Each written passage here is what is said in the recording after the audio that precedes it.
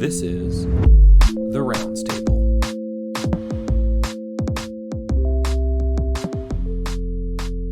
Welcome back, listeners. This is a solo episode. This will actually not be a randomized trial. No, instead it's going to be an individual patient data meta-analysis. It's entitled Beta Blockers After Myocardial Infarction with Normal Ejection Fraction, published in a little-known journal called NEJM, November 9th, 2025. So I think we all realize beta blockers are apparently, cornerstone of therapy for anyone after they've had a myocardial infarction. But a quick history lesson that this paper taught me: the seminal trials that have shown beta blockers improve hard endpoints in people with a myocardial infarction, those date back to the 1980s. Odds are many of the listeners weren't even alive when those trials came out.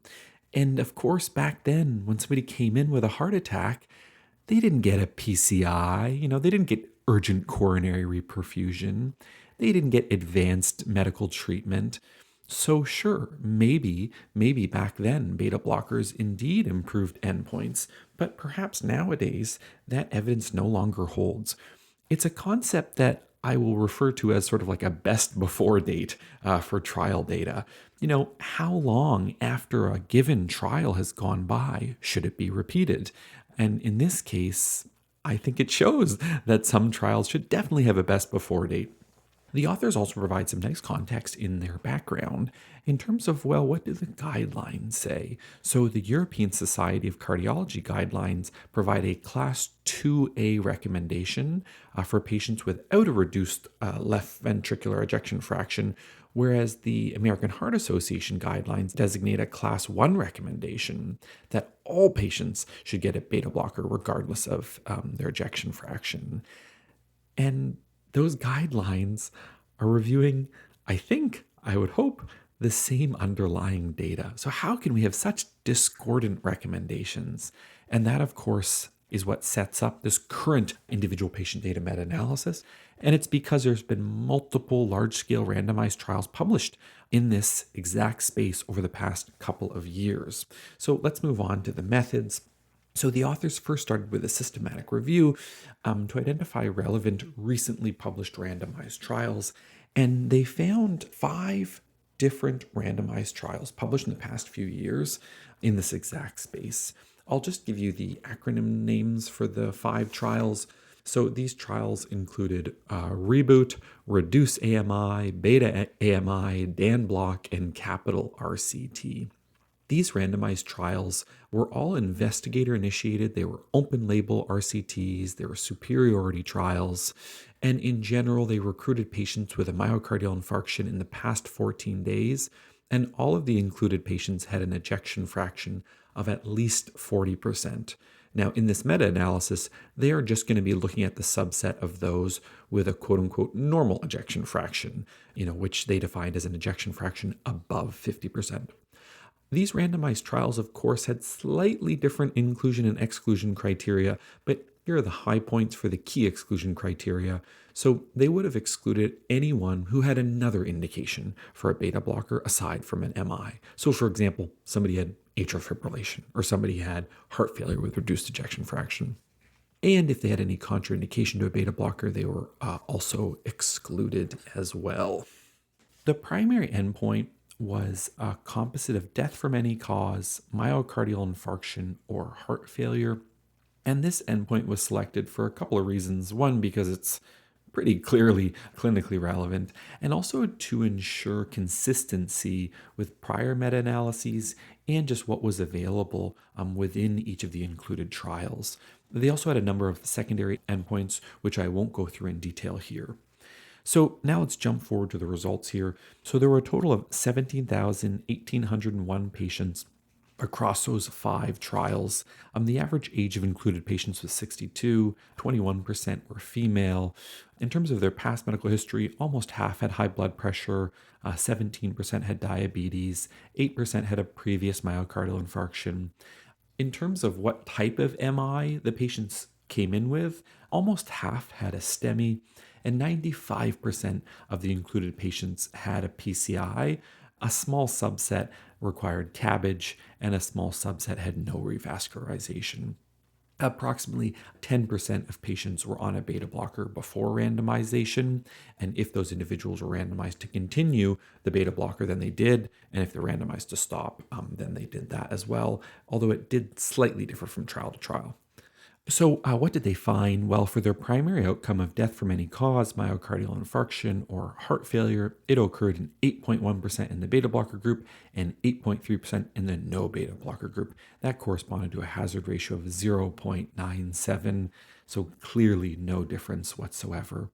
They also looked at death from any cause, and that occurred in 335 patients in the beta blocker group and in 326 patients in the no beta blocker group.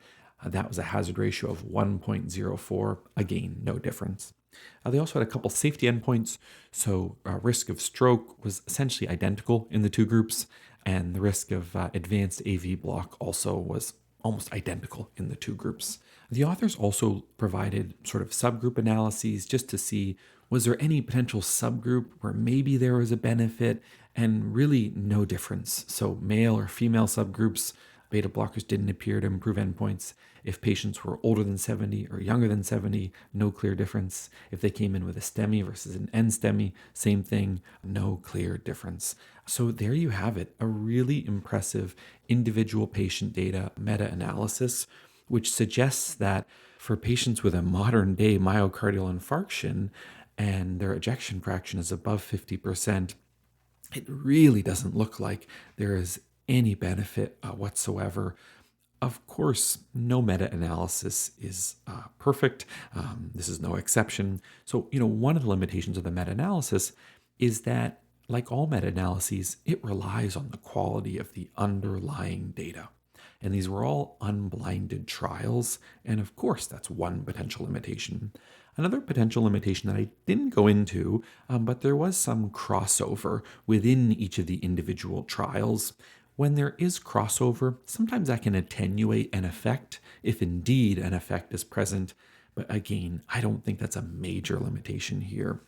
I think instead, this is just a really nice example that as time passes and as treatments evolve for a given condition, we need to ask ourselves, is the underlying data that supports, in this case, giving a beta blocker, are those data do they still hold? And as I started with, those initial trials dated back to the 1980s. And this is a really nice example of why, in some cases, we should probably be repeating some of those seminal trials to see, do the results hold up in the modern day?